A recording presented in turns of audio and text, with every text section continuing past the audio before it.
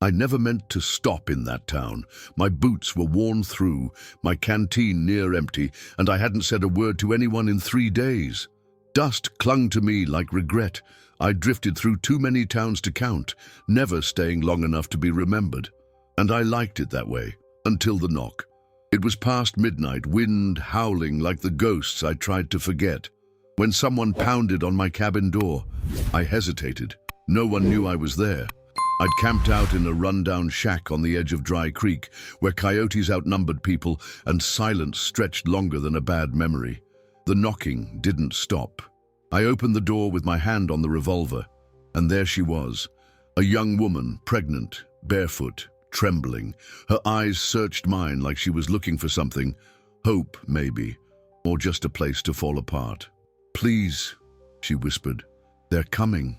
She didn't say who. Didn't need to. I knew that tone. I'd run from it all my life. I let her in. Don't ask me why. Maybe it was the way her hands trembled. Maybe I was just too tired to keep pretending I didn't care. She collapsed on the floor, sobbing. Then came the second knock, slower, heavier. Not pleading, warning. That's when I felt it. Everything in me shift. I'd spent years hiding from the world, but now the world had found me again. And this time, it wasn't just my life on the line. I never asked for her name. Not then. I just grabbed a blanket from the cot and wrapped it around her shoulders. Her breath came in short bursts, eyes wide, listening for sounds only she seemed to hear. I latched the door and doused the lantern. The moonlight through the cracks in the wall was enough to see the outline of her belly. She was close, too close, and whatever she was running from was even closer. The shack had no real protection. One broken window, a loose floorboard, and a thin door that wouldn't hold against a determined gust, let alone men with rifles. I checked my Colt. 6 bullets. I hadn't fired it in months, maybe longer. I sat by the door, heart beating slow but hard, while the woman wept quietly behind me. She wasn't alone anymore, and neither was I. I'd been a drifter most my life.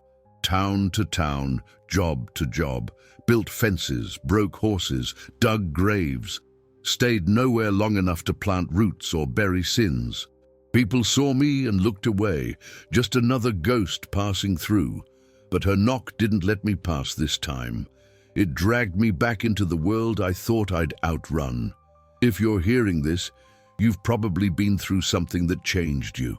Maybe it didn't come at midnight, maybe it wasn't a knock, but it came, didn't it?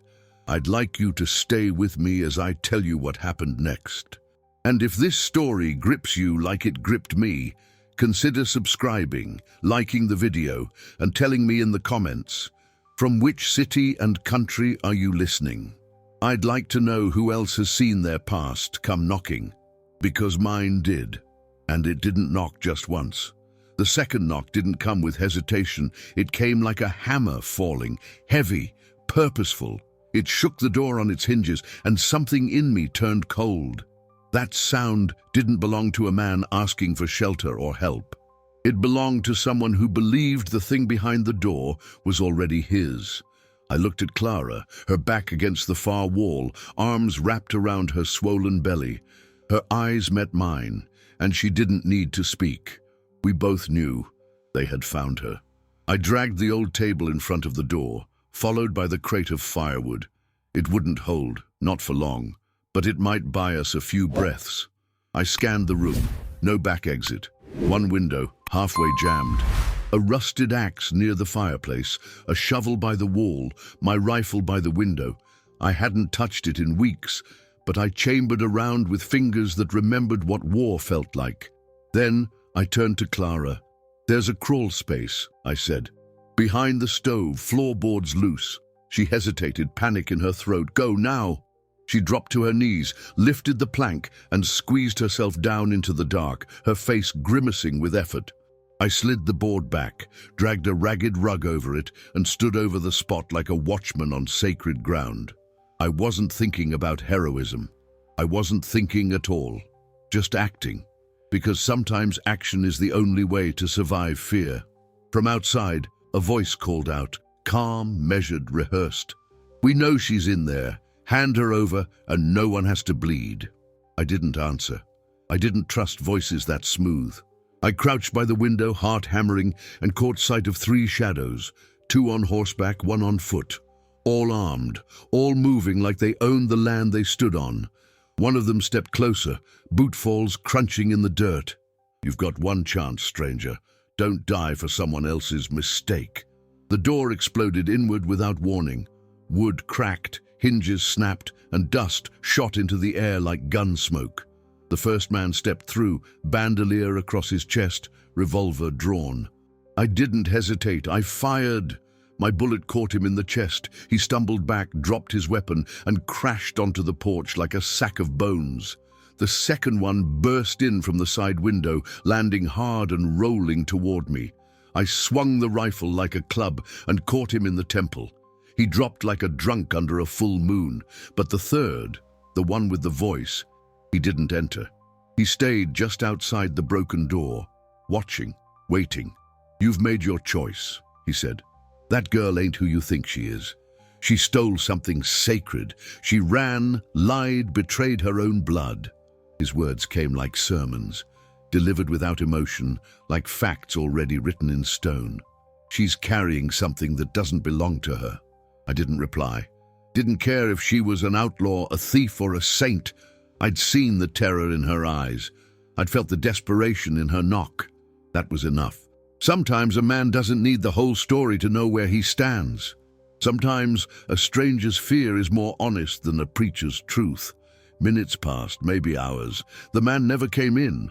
Eventually the horses rode off, the crunch of hooves fading into the distance. I waited, pistol still raised, breath shallow. When silence came and stayed, I lifted the rug, pried open the board and reached down. "Clara," I whispered. She emerged slowly, face pale, arms trembling. "You killed them."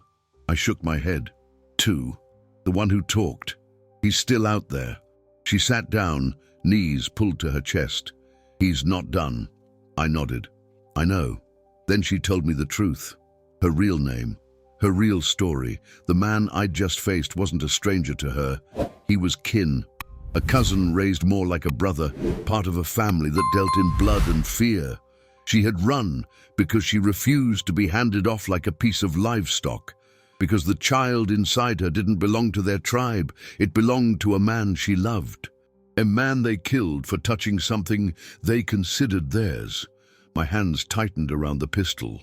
I'd spent most of my life avoiding other people's problems, drifting from one patch of dirt to another. But in that moment, standing in the wreckage of my cabin, with Clara shaking beside me and the echoes of gunfire still hanging in the walls, I knew I wasn't drifting anymore. He didn't ride away. Not really. I heard the hooves stop just beyond the ridge, where the brush thickens and the land dips out of sight. The leader was waiting, watching. Wolves don't abandon a hunt. They just circle wider. Clara was wrong when she said they'd give up. Men like him don't chase because of pride. They chase because they believe they own what they're after. The silence in the shack was heavy, unnatural. Clara sat on the cot with her hands pressed over her stomach, eyes locked on the broken door, like it might come alive again. Her breathing was shallow, sharp. I could see the fight in her, but also the fear, that tight, cracking kind that only women who've been hunted know. I pulled what was left of the door back into place, set the fallen table upright and braced it again. It was all ritual. We both knew it wouldn't hold. I walked outside just far enough to see the blood on the porch. It glistened under the rising sun like oil. One of the men I shot had crawled away. A trail led off behind the trees. I didn't follow. Not yet. I wasn't interested in wounded wolves. I was hunting the alpha. But first, I needed answers. Clara flinched when I stepped back inside. "You should have left me," she said. Her voice was low, broken. "You still can." I shook my head and sat across from her. I've been running all my life, from people, from war, from myself. But last night I stopped, and I'm not starting again. Her eyes filled with tears, but she didn't cry, just blinked slowly like she couldn't decide whether to believe me. "Tell me the truth," I said.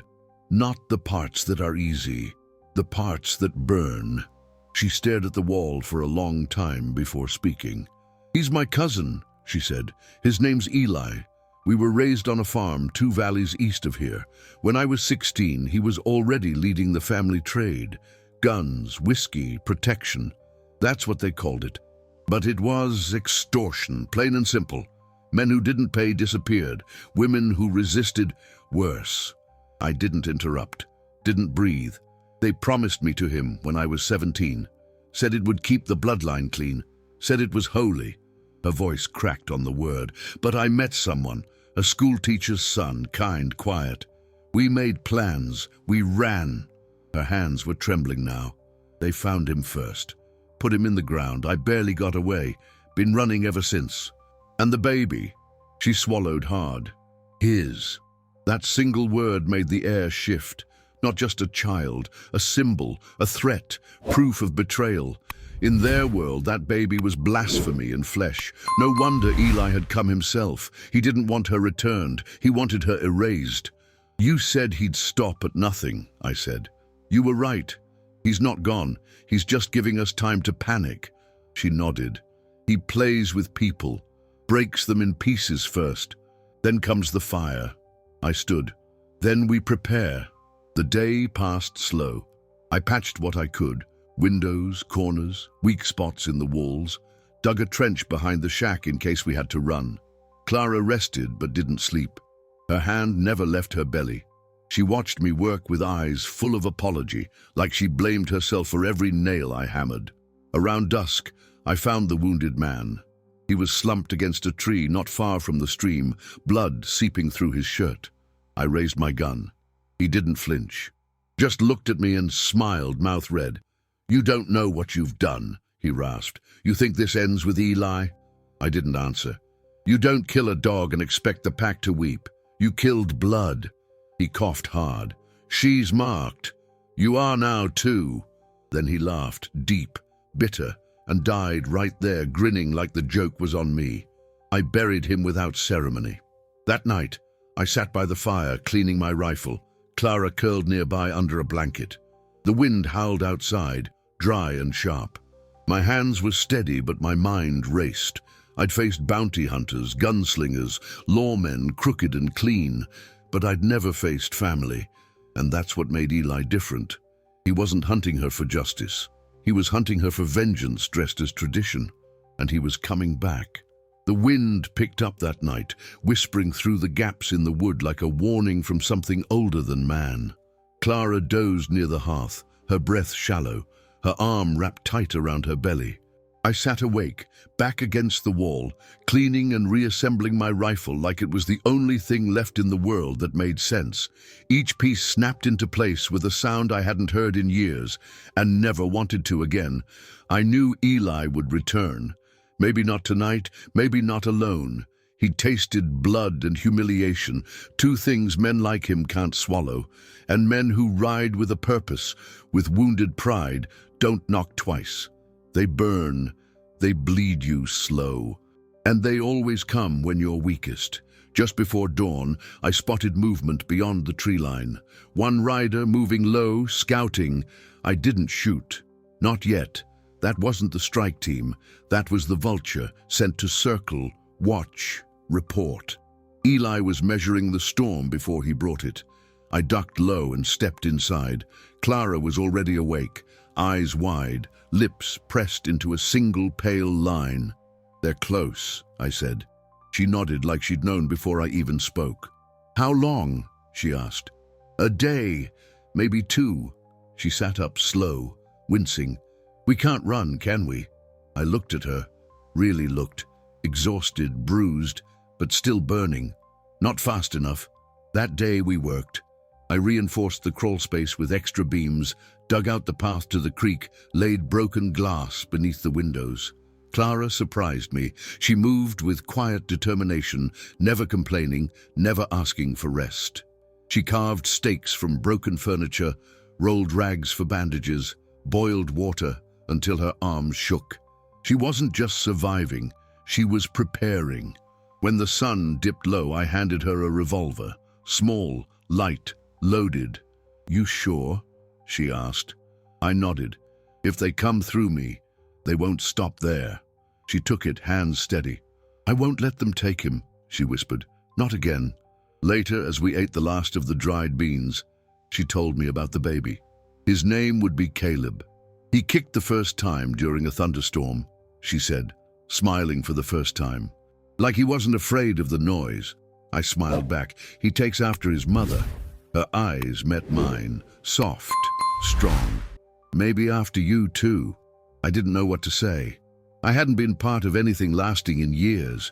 I was a man of half-built fences, cold fires, empty beds. But something about Clara, about the way she stayed even in fear, was changing that. She didn't need rescuing. She needed someone who wouldn't leave. And for the first time in my life, I didn't want to. We heard the riders just after midnight. 6 of them, maybe more. No torches, just the sound of hooves moving in rhythm, like a heartbeat of violence getting closer. I looked at Clara. She was already moving, gun loaded, breath controlled. The fear hadn't left her eyes, but it wasn't paralyzing her anymore. It was pushing her forward. I took my position by the window, laid out the bullets like rosary beads. The shack was quiet, the kind of quiet that only comes before something terrible. I whispered one word into the dark. Ready? Her voice came back from behind the stove. Ready. And then the night shattered. They didn't come charging in like bandits. They moved like ghosts, silent, strategic, patient. I counted 6 shapes in the dark, maybe 7. 2 stayed back, likely covering the perimeter. 4 advanced slowly toward the shack, rifles raised, boots muffled by the dry dirt. They weren't here to intimidate anymore. They were here to finish something. The first shot came from them. It split the corner of the shack and buried itself into the wall just above Clara's head. She didn't scream, didn't flinch. She lay flat behind the stove, clutching her revolver, one hand still pressed against her belly like a shield of flesh and love. I returned fire, 1 round through the window. A cry rang out. I hit something. Not enough. The walls shook with the second volley. I dove behind the table and fired twice more. 1 bullet clipped the doorframe, the other found someone's leg. I heard him fall and curse. That was 2 wounded, 4 left, and still the leader hadn't shown his face. I waited for his voice, for the cold assurance I remembered. But Eli was silent. He didn't need to speak anymore. His wolves were already inside the yard. Then came the fire. A glass bottle crashed through the window. Kerosene, flaming cloth, the hiss of death. It hit the far wall and exploded into orange fury. The shack lit up like a lantern. Smoke poured thick and fast. Clara screamed. I grabbed the blanket, smothered the flames, coughed hard through the black. My eyes burned, and still they kept coming. A man reached the front door. Boot raised. I stood, aimed, fired. His chest burst in a red bloom, and he crumpled backward without a sound. Another climbed through the window, silent, swift, too fast for my rifle. He tackled me to the ground. We rolled, fists and elbows. His knife flashed. I caught his wrist.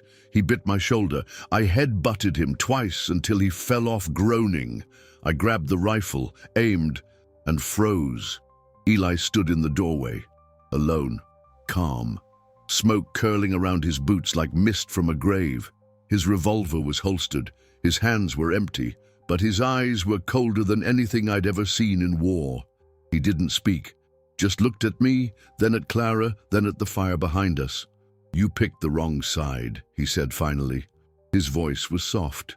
I hated how calm it was. You don't even know what she did. I raised the rifle. I don't care. He nodded. You will. He drew faster than I expected. The shot hit me in the shoulder, spun me to the ground. Pain like lightning roared through my arm. The rifle clattered away. I heard Clara scream, and then another shot, hers. His gun dropped. He stumbled back, blood pouring from his thigh. I pushed myself up, vision blurred, grabbed the rifle one-handed, and aimed at Eli's chest. Please, he said, don't. But it wasn't a plea. It was a command. I fired. Eli dropped to his knees, then to his side. Silence filled the shack, broken only by Clara's sobs and the crackle of smoldering wood. I stood there for a long time, staring at the body, the smoke, the blood. I'd killed before, but never like this. Never for someone else's future. When I turned, Clara was still aiming her revolver at the doorway. Her hands were shaking now. So was mine. "Is it over?" she asked. I didn't answer. I wasn't sure. The world after a gunfight is quieter than you'd expect. Not peaceful, just hollow. The kind of silence that fills your ears with everything unsaid. I stood barefoot in the dirt, smoke still rising from the corner of the shack, the early light stretching long over Eli's body. My shoulder throbbed where the bullet went through. My hands were stained with blood, his, mine, maybe both. For a moment, I felt like a boy again, lost, shaken, waiting for someone to come tell me it was over, but no one came. Clara hadn't spoken since the last shot. She just stood there, hair tangled with soot, dress torn, one cheek streaked with ash. But her eyes, they were different. Not scared, not angry, just still, like a lake after a storm. She walked past me into the ruins of the cabin and began sweeping glass with the edge of her boot, like it was just another morning, like we'd somehow earned the right to move forward. I dragged Eli's body out myself. He was lighter than I expected. Death has a way of doing that, stripping a man down to just bones and memory. I carried him to the cedar tree, dug with one arm while the other hung useless from my side. It took hours. Clara brought me water twice. She didn't ask what I was doing. She knew. When the grave was finished, I laid him down, covered him up, and didn't speak a word. I didn't bury Eli for him. I buried him so he wouldn't rise again in my dreams. So Clara wouldn't have to see him every time she stepped outside. So Caleb wouldn't grow up asking why the devil was left out in the open. That night, we slept side by side on the floor, the air still smelling of ash and sweat. I woke twice, hand going to the rifle, thinking I'd heard hooves, but there were no more riders, just owls calling to the moon, and the sound of Clara breathing beside me, soft, steady, alive. In the morning, I boiled water for coffee and stared out at the field. The ground was still scorched in places, burnt footprints, torn brush, broken branches, proof of what happened. But the sun rose just the same, relentless and uncaring. It was a strange comfort. Clara stepped out barefoot, hair tied back, belly leading her like a compass. "I found some nails in the storage box," she said.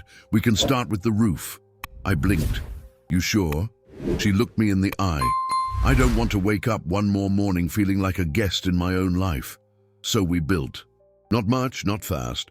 I worked slow with one arm, and she worked with breath breaks every 10 minutes. But there was something sacred in it, in the rhythm of hammering, in the smell of fresh wood, in the way she hummed when she thought I wasn't listening. I carved a handle for the door. She patched holes in the floor with pieces of Eli's saddle. Nothing fancy, but it was ours. In the evenings, we sat on the porch, with tin mugs, watching the sky change color. She'd ask me about the places I'd seen, rail towns, desert camps, high mountain passes. I told her the truth, that most of it was forgettable, faces blurred, names forgotten, regrets piling up like poker chips no one cashed in. But then I'd look at her and say, "But I remember this, right here." She smiled when I said that. Not always, but sometimes. And when she did, it felt like the world wasn't so broken after all. One afternoon I caught her drawing something in the dirt with a stick. A small rectangle with 4 windows and a fenced yard. "That's the schoolhouse," she said. "He'll need one." I didn't say a word, just sat beside her and added a tree next to it. We didn't speak of Eli again. Not because we were afraid, but because we no longer owed him space. The first rain came a week later, heavy, cold, honest. It soaked the roof before I could patch it fully, and we laughed as the water dripped in through the corner, landing on Clara's foot. She didn't move it, just closed her eyes and let it fall. That night, she woke me gently. "He kicked," she whispered. I placed my hand on her stomach, and there it was, a jolt, strong and sure. I let out a shaky breath. He's not afraid, I said. Clara smiled. Not with you here. That was the moment I stopped being a drifter, not because I'd found a place to stay, but because someone had given me a reason to stay. A heartbeat beneath skin. A woman who'd survived the fire. A grave I'd dug not for revenge, but for peace. And when the wind howled again, days later, I didn't reach for my gun. I just closed the door. I used to think the road was freedom, that if I never stopped moving, nothing could catch me. No past, no pain, no memories I didn't want. But the truth is, the road doesn't free you. It erases you, one quiet mile at a time. That knock on my door didn't just interrupt my drifting, it ended it. Not with a fight, not with a grave, but with a reason. A reason to stop, a reason to stay. Clara and I still hear the wind sometimes, whispering through the trees like old voices. We don't answer anymore. We just hold each other and listen to the silence that follows. And when Caleb is born, I won't teach him to run. I'll teach him to stand, to plant his feet in the dirt and build something worth keeping. So if you've been drifting too, always on the move, always waiting for the next storm to pass, maybe it's time to stop. Maybe it's time to build, even if it's just 4 walls and a story to share with someone who won't walk away. Because sometimes what saves you doesn't arrive with lightning and thunder. Sometimes it just knocks and waits.